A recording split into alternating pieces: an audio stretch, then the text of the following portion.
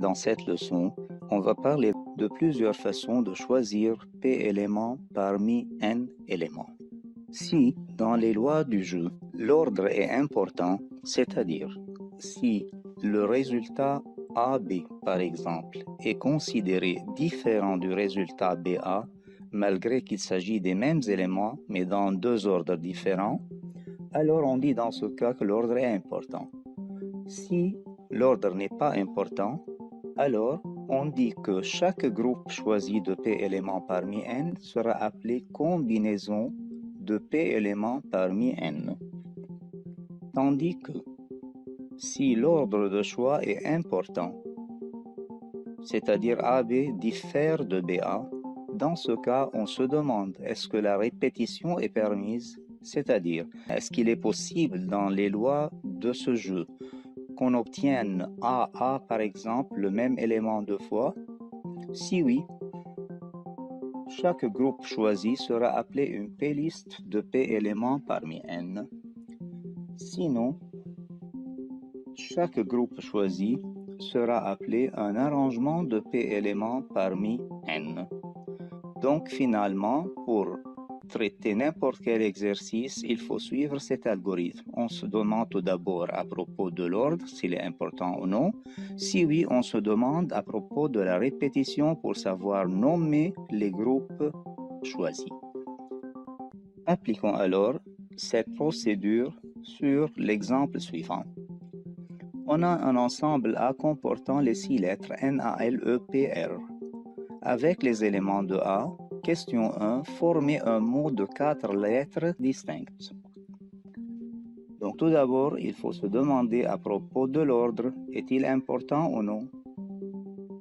Pour savoir, je prends tout simplement un exemple. Est-ce que le mot PALE est le même que le mot PLAE? Bien sûr non. Donc, l'ordre est important. Remarquez ici, on a changé seulement l'ordre, on n'a plus changé les éléments. Les 4 lettres sont les mêmes dans les deux cas. Puisque l'ordre est important, voyons si la répétition est permise. Est-ce qu'on peut choisir le mot PALA? Non, c'est pas permis parce qu'on demande un mot de 4 lettres distinctes. Donc finalement, chaque mot formé est un arrangement de 4 lettres parmi 6. Deuxième exemple, former un mot de 3 lettres, toujours à l'aide des éléments de A. Donc tout d'abord, on se demande à propos de l'ordre, est-il important ou non? Prenons un exemple.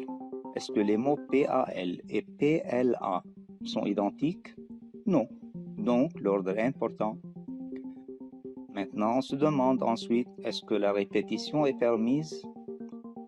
Est-ce qu'on peut considérer le mot PAP par exemple comme réponse à cette question?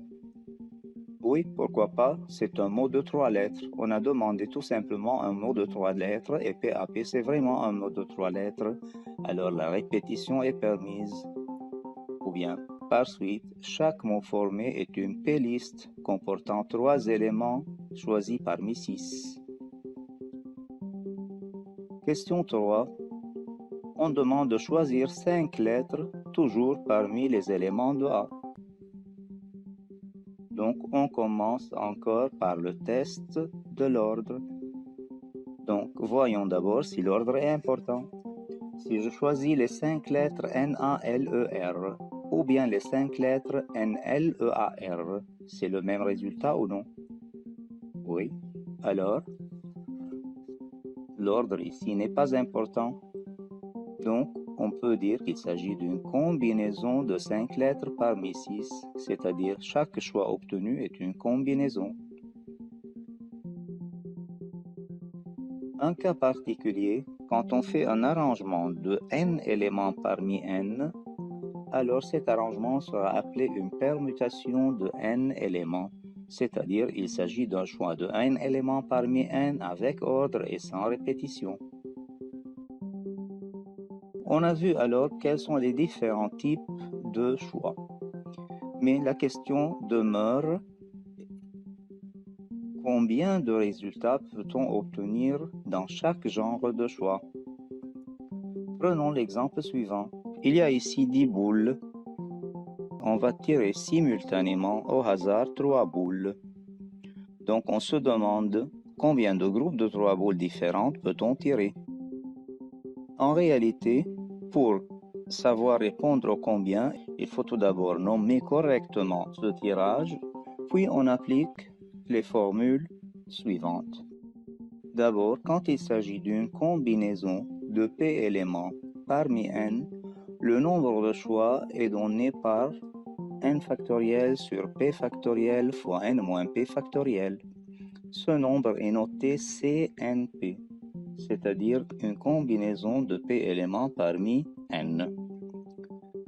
Quand il s'agit d'un arrangement de P éléments toujours parmi n, le nombre de ces arrangements est donné par n factoriel sur n moins p factoriel. Ce nombre est noté ANP.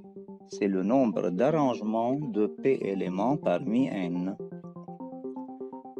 Alors que le nombre de P listes est donné par n à la puissance P. Et finalement, le nombre de permutations de n éléments est donné par n factoriel.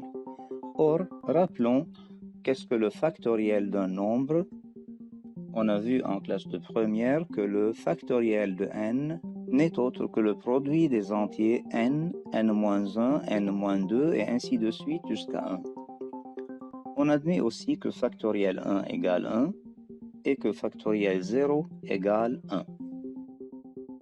Donc, d'après ce qui précède, si l'on reprend l'exemple de la vidéo, il s'agit de 3 boules extraites parmi 10 boules et le choix est sans ordre parce que 3 boules tirées ne diffèrent pas par leur ordre dans ce cas puisque le tirage est simultané. Donc il s'agit d'une combinaison de 3 boules parmi 10. Par conséquent, voici le nombre de choix donné par la formule C10-3.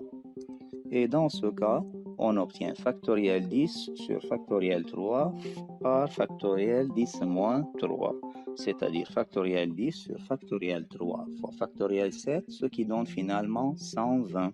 Donc en réalité, il y a 120 collections de 3 boules qui peuvent être tirées de ces 10 boules. Je vous laisse alors. Quel est le nombre de résultats possibles dans chacun des cas présentés par les vidéos suivantes? Il s'agit toujours d'un tirage de 3 boules parmi 10.